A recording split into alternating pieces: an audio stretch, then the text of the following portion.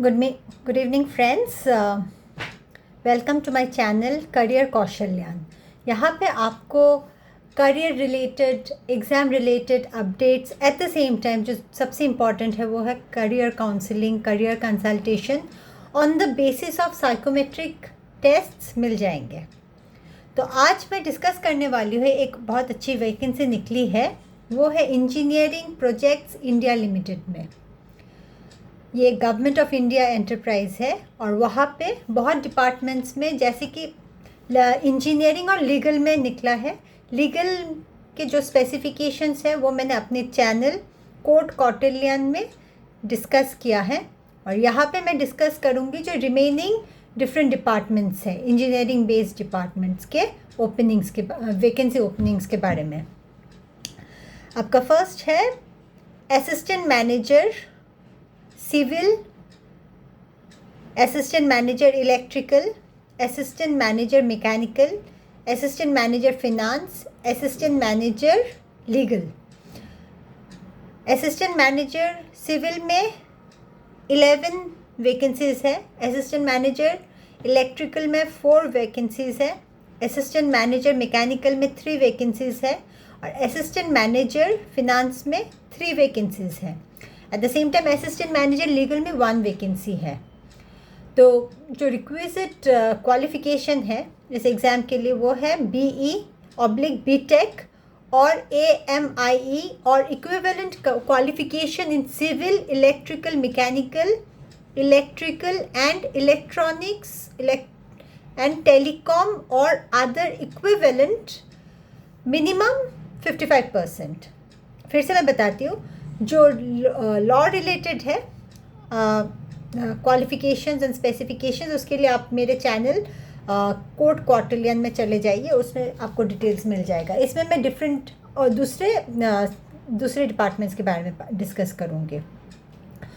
तो minimum post qualification इसमें है 2 years executive experience with minimum, ये कैच पॉइंट है यहाँ पे, with minimum 1 year in next below grade in an organization of repute.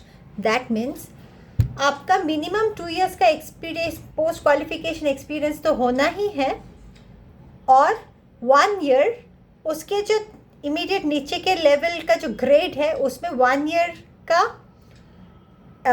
मतलब एक्सपीरियंस होना है किसी ऑर्गेनाइजेशन ऑफ रेप्यूट से.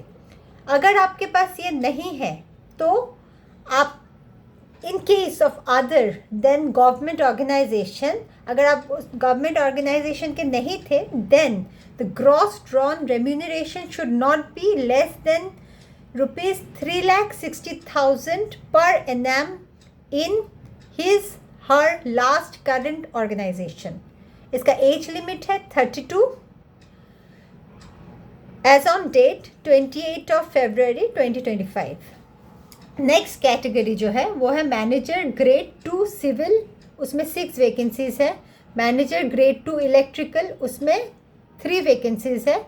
मैनेजर ग्रेड 11 मैकेनिकल, उसमें 2 वैकेंसीज़ है.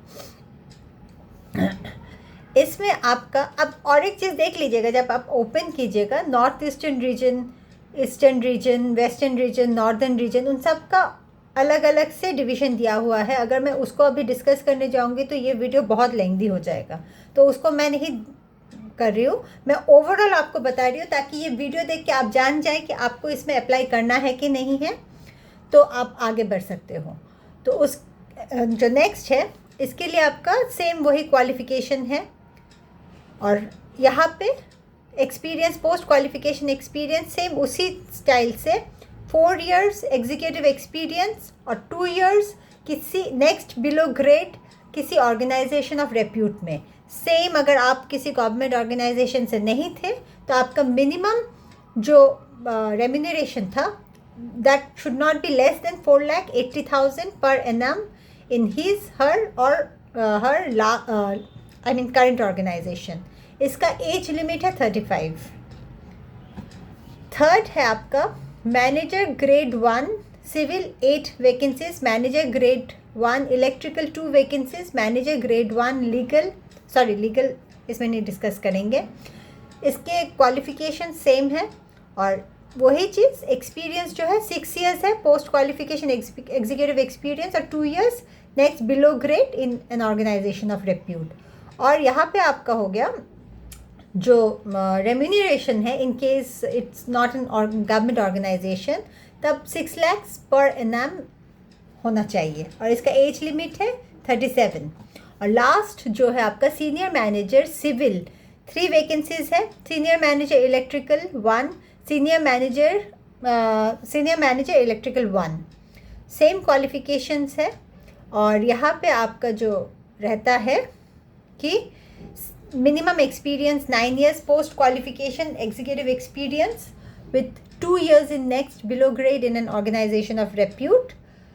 और अगर आप किसी गवर्नमेंट सेम जो जैसे पहले सारे कैटेगरीज में थे, सेम अगर गवर्नमेंट ऑर्गेनाइजेशन नहीं है तो वहाँ पे इन दैट केस जो आपका पर एनम सैलरी होना चाहिए दैट शुड बी 7,20,000 उस ऑर्गेनाइजेशन में।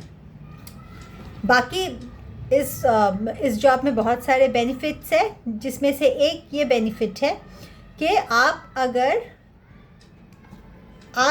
जैसे पे and allowances in addition to monthly fixed remuneration applicable, house rent allowance and location based compensatory allowance at 10% of fixed consolidated remuneration will be paid in case of executive posted in north east region.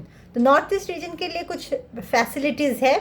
North east region में 7 states आता है, जिनका details आपको Google में मिल जाएगा, उसके बारे में मैं यहाँ नहीं डिस्कस करूँगी। बाकी बहुत सारे फैसिलिटीज़ है। मेडिकल फैसिलिटी ये है इसमें कि आप को जो भी आप मेडिकल इंश्योरेंस खरीदेंगे उसका 3,000 आपको ईयरली रिफ़ंड मिलेगा। सपोज़ आपने 20,000 का मेडिकल इंश्योरेंस लिया एक साल में अपने लिए, अपने फैमिली के लिए, तो उसमें आपको 17,000 देना है, बाकी 3,000 कंपनी आपको दे देगी। लास्ट डेट ऑफ एप्लीकेशन है 8 April 5:30 PM। सो जितना जल्दी हो सके आप लोग इसमें अप्लाई कर लीजिए ताकि आपका ये मिस ना हो। और यही है, और मैं जो लिंक है वो आपको मेरे डिस्क्रिप्शन में दे दूँगी ताकि आपके हेल्प में आए। So thank you. और यही रहा आपका अपडेट। कुछ भी क्वेरी रहे, कुछ भी डाउट रहे, आप मेरे को डाल सकते हैं। इस चैनल में आपको आज से जितने भी एग्ज़ाम नोटिफिकेशंस हैं, जितने भी एग्ज़ाम अपडेट्स हैं, and most importantly psychometric test based अगर करियर कंसल्टेशन की ज़रूरत है, जिससे कि आपको पता चले कि आपके लिए कौन सा करियर बिफिटिंग है, ताकि आप जब करियर चूज़ करो, आप ऐसे कोई करियर चूज़ ना करो आउट ऑफ पीयर प्रेशर और पेरेंटल प्रेशर और फैमिली प्रेशर, जिसमें जाके आपको बहुत सफोकेशन और बहुत ही क्या बोलते मिसप्लेस्ड फील हो, जिसमें मिस आपको लगे कि आई एम ए मिसफिट, इस जॉब के लिए मैं मिसफिट हूँ, जो बहुत प्रॉब्लमेटिक हो जाता है बाद में चल के। उसमें आपको फिर जो सक्सेस का लैडर है उसको भी चढ़ने में डिफ़िकल्टी हो जाती है। तो ये रहा ये चैनल को आप सब्सक्राइब करो रेगुलर अपडेट्स के लिए। Thank you.